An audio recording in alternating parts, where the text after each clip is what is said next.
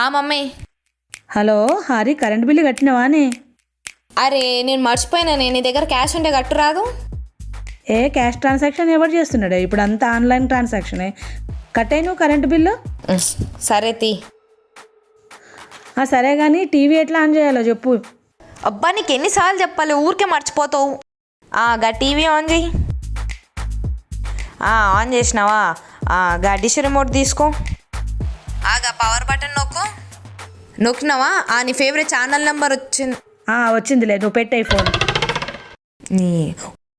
ఇంకొకసారి అడుగుతావు కదా, అప్పుడు చెప్తా. మమ్మీ, ఇవాళ లంచ్కి ఏం చేస్తున్నావు? చికెనా మటనా?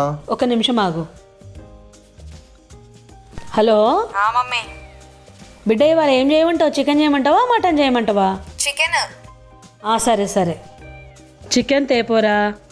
ఏంది ఇది అడగడానికి దానికి ఫోన్ చేసినావా? నన్ను అడిగితే నేను అది వస్తుండేగా. నేను అది అడగముందు ఉందే చేయొచ్చు కదా నువ్వు.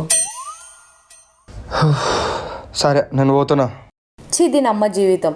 ఇన్ని దినాలు జాబ్ ఆఫర్ లేదమ్మా ఒత్తుకొని, ఇప్పుడు ఒకటేసారి 2 వచ్చినాయి. ఏంది అంతగానం ఆలోచిస్తున్నావు? ఏం లేదు మమ్మీ, టైంకి వచ్చినావు నువ్వైతే. ఇన్ని రోజులు జాబ్ లేదు అని సతాయించినావు కదా, ఇప్పుడు 2 జాబ్ ఆఫర్లు వచ్చినాయి. మరి ఏమనుకుంటున్నావు?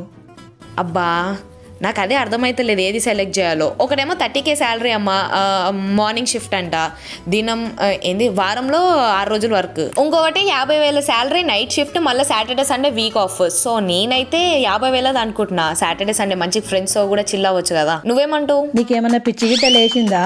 50,000 జీతంకి 9 గురకబెట్టి నిద్రపోతావు, లాగిన్ టైంకి ఆడపోయి నిద్రపోతావు.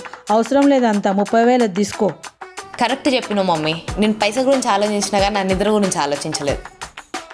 I love you. నేను ఓకే, మళ్ళీ 30K ఓకే చెప్పేస్తున్నా. అన్నయ్య గారికి చెప్పు, వాడికంటే ఎక్కువ శాలరీ అని చెప్పి కుళ్ళుకుంటాడు.